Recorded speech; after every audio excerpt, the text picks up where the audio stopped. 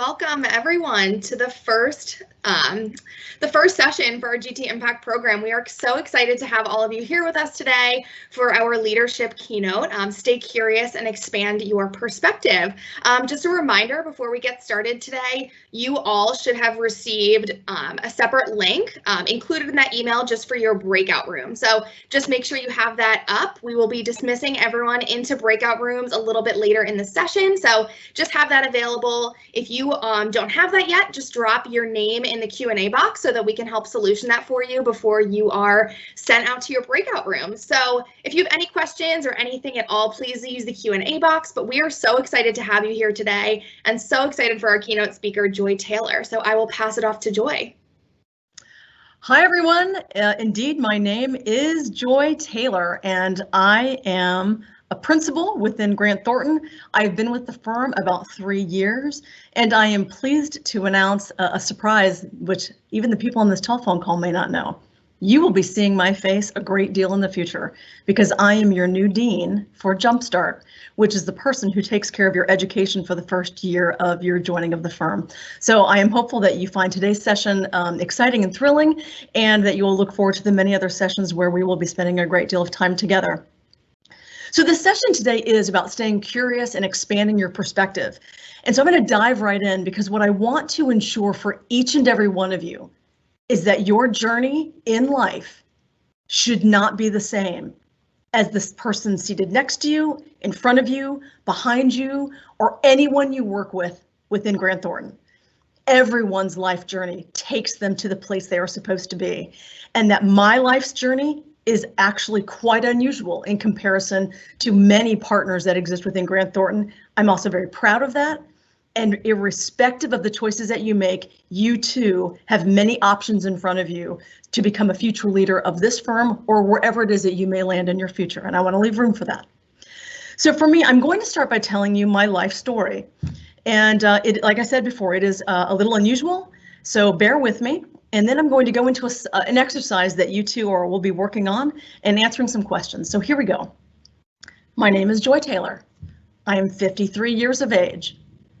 I live right outside of Philadelphia in a place called Yardley, Pennsylvania. It's Bucks County, Pennsylvania. But I was not born there. I was born in a ridiculously small town in Missouri. Population 21.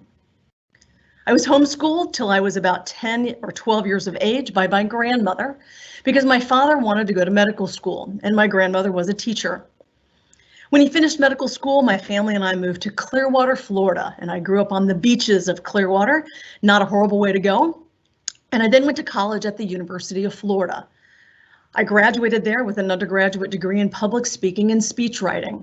I always thought I would be a political writer. That is not where I ended up. I left there and I went to graduate school at the University of South Florida, which is in Tampa. And I have an MBA, a master's in marketing, and a master's in statistics. I have a rather interesting brain in that I have kind of that liberal arts and sciences side and that mathematical analytics thinker. I'm hopeful that each of you can develop some of those skills because they do come in handy in the world of consulting. From there, I was incredibly fortunate to become the marketing and public relations director for the New York Yankees. Not everyone has that journey, but I will tell you it was one of the greatest jobs I have ever possibly imagined and dreamed of. I worked for Mr. George Steinbrenner, who was the owner, as you know, of the New York Yankees for many years. And it was the year that Derek Jeter came to the majors. My sole job was to make sure that Derek Jeter made a smooth transition into the media and into the baseball field. From there, I went and had my first entrepreneurial journey. I owned a ferry service. Sounds strange, I know, but I have a captain's license and I like to drive really big boats. I took 664 passengers a day from Southwest Florida to Key West. Again, not the worst life choice. I ended up selling that business when I was about 29 years of age, and I decided to take a year off of work. I moved to New Zealand. I lived in a barn and I sheared sheep. Yes, I did. I sheared sheep. That's it. I did a life's journey. I did a bit of a walkabout, and I finally came home because my mom and dad called me because that's what mom and dads do. And they basically said, you need to come home and get a real job. And so I called Mr. Steinbrenner back and I said, listen, I need your help. I turned to a mentor. Please listen to those words. Find a mentor. ask them for assistance. So I called Mr. Steinbrenner and I said, listen, I need a job. I need help. And he called a personal friend. That personal friend happened to be a gentleman by the name of Jack Welch, who at the time was the greatest single business leader and mind in the United States. He was the CEO of General Electric. And he was kind enough to offer me a role, and I became one of Jack Welch's senior leaders. I was on his merger, acquisition, and divestiture team, and I became a specialist in cultural readiness and change management. I loved my time at GE. I felt like I changed the world. And then one day I decided to leave, and that is when I found PricewaterhouseCoopers, the world of consulting. And I assure you, I will never do anything else. Ever. I will always be a consultant. It fed every part of my being. New projects, amazing team members, business challenges, problem solving, and adventure. I like to travel. So I joined PricewaterhouseCoopers, which eventually got sold to IBM. And during this period of time, I got remarried and I had 2 children. Sadly enough, which you will learn on my lifeline, I had a daughter 16 years ago. She is 16 years old, and she was born with severe special needs. And what I knew on that day is that no matter what I felt rewarded by within my career, my child was the most important thing that mattered. And therefore I quit my job. I had no idea what I was going to do, but as it turns out, I ended up starting my own company. And 2.5 years later, 2.5 years ago, which was 15 years later, I sold that company to Grant Thornton. So I sit here in front of you today, having been acquired by the greatest minds that you will start working with in a very short time period. I'm very proud to be a partner within Grant Thornton and to have built a company that someone else valued so greatly. And I brought 100 of my closest friends with me to Grant Thornton. And we are here today serving on behalf of all of you, and hopefully we'll meet many of you in the coming months and years. So today I now again have been here for about 2.5 years, and I sit in front of you again as your new leader of Jumpstart, and there are many stories with which to share. But because of that's kind of the end of my little storyline, Jill, I hope that was exactly what you were expecting. It's definitely an unusual journey, and it's not everyone's journey. We're going to actually do an activity called the Lifeline activity, and each of you will be participating in this as well.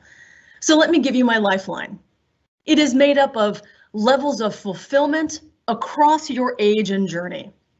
And with that being said, bad things happen to every single one of us. And if you have not had a bad thing happen to you, I'm actually quite sorry, because it is those lessons that you learn in the toughest of times, and when you are challenged by situations where you feel out of control, it is where you learn a great deal. I am pleased to say that I have more positive events on my lifeline than negative, but they are certainly some notable ones. So the truth of the matter is my life started out when I was 18 months old and I fell out of a moving car. I lost all the skin from my knees down. It's not a very pleasant experience, but it is my earliest childhood memory. When I was in graduate school, so I went to college and I got my MBA and my master's in statistics and marketing. I loved college. I loved my entire collegiate experience, both undergraduate and graduate. But during that period of time, I had a student break into my apartment and hold me hostage for 3 hours with a loaded rifle and a butcher knife. And if you do not think that that is a bad experience, I have no idea what you might consider to be a bad experience, because it was a life-changing moment for me. I got married shortly thereafter, and I ended up getting divorced rather quickly. Many stories there. I then started that business I talked about, that ferry service business, and I sold it. And what's interesting is I have it on the negative side of my balance sheet, if you will, because it wasn't really my idea. I loved that job, but it was a great lesson learned on how to build a company and how to sell a company. And so then I'm going to go to the top of the chart as we go along our linear path. I ran away to New Zealand. I put it out there as a reality. It was one of the best highlights, and I put it up there pretty high. Not quite as high as marrying my husband, which comes right next on that purple chart, but it's pretty darn high up there. I felt very in control of my life in spite of the fact that all I was doing was shearing sheep. But when I got back, as I said, I got that job offer from GE. It changed my life. I married my husband, Tony, which has the 2 asterisks. I joined PwC. And as you can see, we dropped down kind of to the bottom of the chart is when I had my daughter, and she was born with very special needs, like I said before, and it changed my life's priorities in the best of ways. Although it is one of the lowest points in my life, because whenever you have dreams that you think are supposed to go in a certain direction and they get changed by an outside force, it causes some pause and some good self-reflection. But if you'll take notice, I've had 3 positive experiences since that time that have made up for many, many great things. I ended up starting my own company, like I said, when I was about 36 years of age. My husband and I became foster parents. We have 8 children in total. With our foster children, we have 4 foster children, and we take that role very seriously. And then, of course, you'll take notice that the 2 last blocks on the page are both a positive and a negative.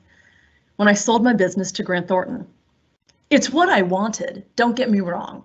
I wanted to sell my business, and I do sit in front of you today with very few financial concerns in my life.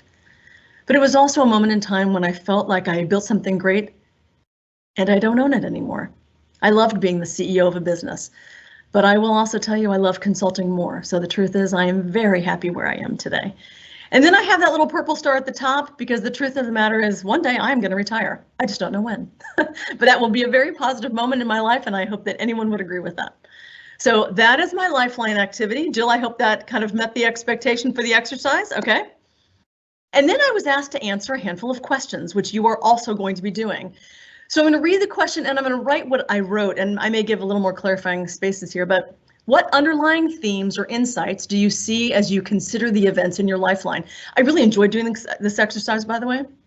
And what I wrote is, I have always lived out loud, and I have. I am willing to take many, many chances. I don't mind being wrong, and I don't mind failing. I have taken chances, and I've not been afraid to fail. But when I see these events on paper, it does remind me that regardless of the circumstances, I was never alone. I had family and friends and professional relationships to support me, and I hope that each of you will also consider that as you think about your lifeline and the future events of your lifeline. It will be a very rare moment in time that you will ever be alone. Find someone or find a mentor who will let you try and fail, even if you ask for permission to do so. I assure you that if you ever called me and said that, I'd be standing right next to you and I would hold your hand all the way through the failure. All right, next question. Describe what made the high points so positive. Well, truth is, each one of them was a goal that I had set for myself and a desired experience or accomplishment I really wanted to achieve. Like many of you, I am a type A personality. If there is something out there I wish to achieve, I will get it. I will work very hard. I will likely spend a few nights not tossing and turning over what needs to happen the very next day. But things that are positive are all so rewarding, and I encourage you to keep seeking those out. During the low points, what actions did you take to make it better? Well, the truth is, if you do not take the time for strong self-reflection, you will have very few friends in life. I should put a period there. But the answer is, what actions do you need to make it better? Strong self-reflection. You are likely 50% of any bad thing. And I took the time to appreciate the lessons learned. The better part of this answer, though, is that I also chose to act and move forward. You cannot dwell on things that are bad. You cannot dwell on things you did wrong. You should take any of those lessons and pull them forward. There is a reason why, burns leave a permanent mark. They are not to be forgotten. They are lessons learned that are supposed to leave a permanent embellishment. All right, and then the last question is, where do I want to be in 5 to 10 years, personally and professionally? Well, I said it already. I want to retire. I want to go home. I want to play. I love my kids. I love my dog. I love my husband, and I love to travel. I'm going to ensure that happens. That's not in question, but I really do enjoy the work that I do, and I truly love the people I work with. And I am very proud to be here at Grant Thornton because I call many of these people my friends. So hopefully that's it. And Jill, I'm going to hand it back to you, I believe. Or no, actually, we're going to go out to our breakout rooms. Is that correct? All right. Everyone's heading out. You should have a link, as Jill stated, and you're going to go to your breakout rooms for about 20 minutes, and then we're going to come back. And I do hope that you have questions of any kind. You should know I'm a fully transparent communicator. Be careful what you ask. I will answer it. All right, on that note, take us away.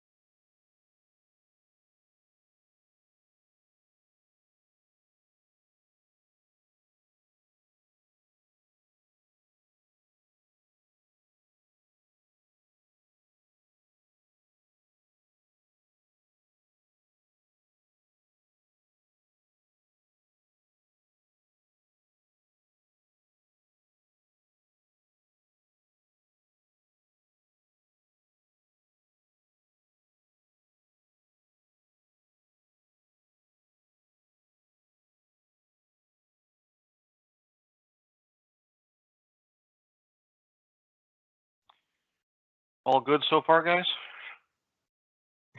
Yep, we're just waiting for the breakout rooms to end, and they're all going to come back. All right, well, I can hang out here too. I just got done with my SD-WAN call, so.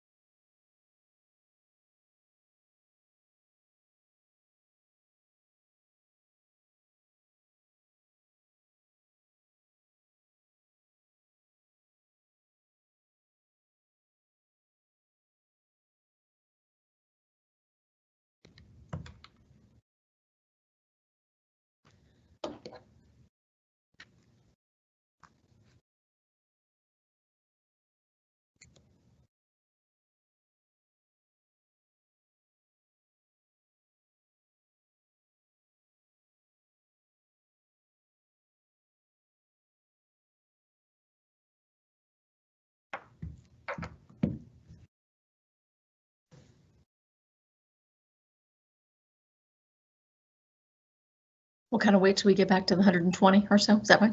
180, I think we had.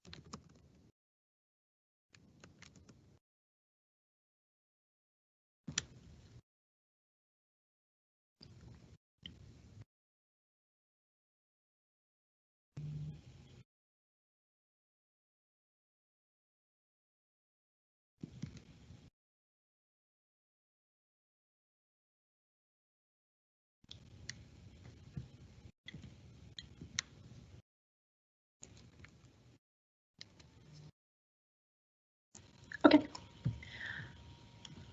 All right, I guess we're going to get back going. So I hope that you all enjoyed your breakout sessions and you got a great deal from the conversation with your new colleagues. I wanted to open it up, find out if anyone has anything they really want to share, and of course any Q&A, any questions you want answered on behalf of the team here with Jill and myself. So let me know, put in the chat, and we'll be monitoring accordingly.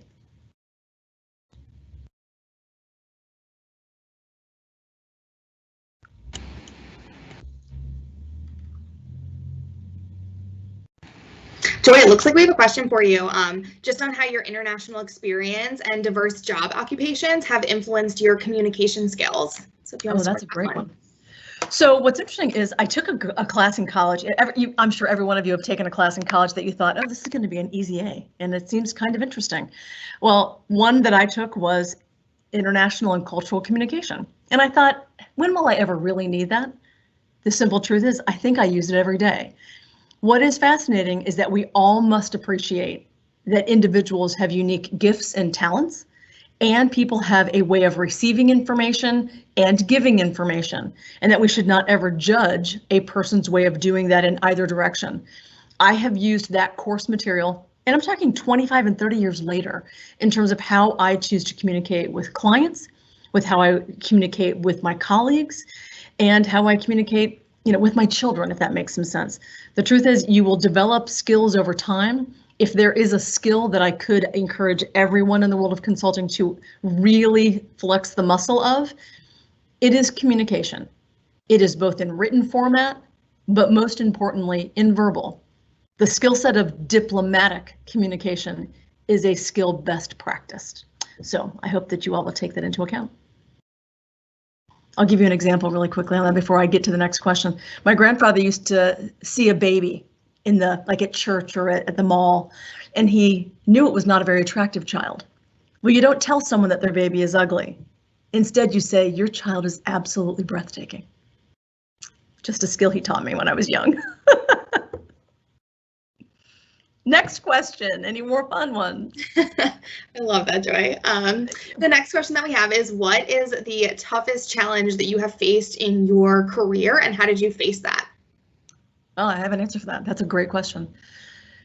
I'm not proud of this, but the simple truth is you may at some time in your career, and I hope you do not. I hope you are living through this story. I was on a project where a client was incredibly abusive to almost any team member. Male, female, older, younger. And what's sad is that you think you have to stay there. You think you have to take it. And only when you reach a moment of maturity and when you find trust in the people that you work with, do you get to look a client in the face and say, well, I greatly appreciate your temperament and I appreciate your point of view. I refuse to be communicated with like that and in this fashion. If you'd like to communicate with me in a different way, I'll be more than happy to stay, but otherwise I think our relationship should end. I am not encouraging you to do that in your first week of employment, but I do want you to know that you should never feel demoralized in a professional setting. And I've had to do that on 2 occasions with clients. Thanks, Joy, for sharing that. Sure. We have a couple of other questions, so we'll bring it back to the activity for a minute. And just one of the questions that was on here, what did you use as motivation to get through your low points to then reach your high points? Okay, so truth, like I said, don't ask me a question that you don't want the answer to. The first question was, there were some moments in my life where I sat down and I locked myself in a room and I cried. You need to know that. I'm not afraid of it. The second thing is, on my worst moments, I sought the advice of a professional, and I sat with a therapist to make sure that my voice was heard and that I could express myself in the right way. And sometimes you need someone, quite frankly, that is just smarter than you and can look at the situation from a different lens to offer you a perspective, particularly when you might be wrong and you think you're right. But it's nice to be able to find someone that can help you get through some of those spots and do some strong self-reflection. Hopefully that helped. Yes, for sure. We'll close it out with just one last question. Okay.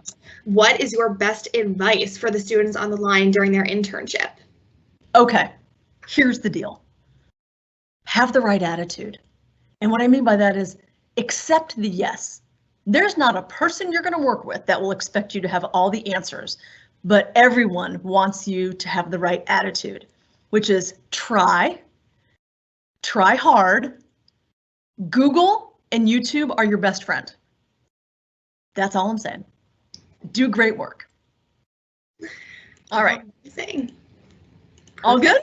Yeah, I think we're great. So thank you all so much for joining us this afternoon for our first GT Impact National session of our 3-part series. Hopefully you have all expanded your perspective on where you've been and where you're going. We encourage you to stay curious throughout our entire program, through the national sessions, through your local content. If you have questions that Joy didn't get to that maybe were in the Q&A box, reach out to your local recruiter. We're happy to get some of these questions answered. And if you need any other information or have any other questions on our program content, please feel free to reach out to your local recruiter and we will get those answered. But thank you all for joining today. Thank you, Joy, so much for all of your great insights. We are so excited for the opportunities to come for all of our students on the line. So we hope you have a great rest of your day and we look forward to tomorrow's session on GT in the community. So we'll see you all tomorrow. Bye, everybody.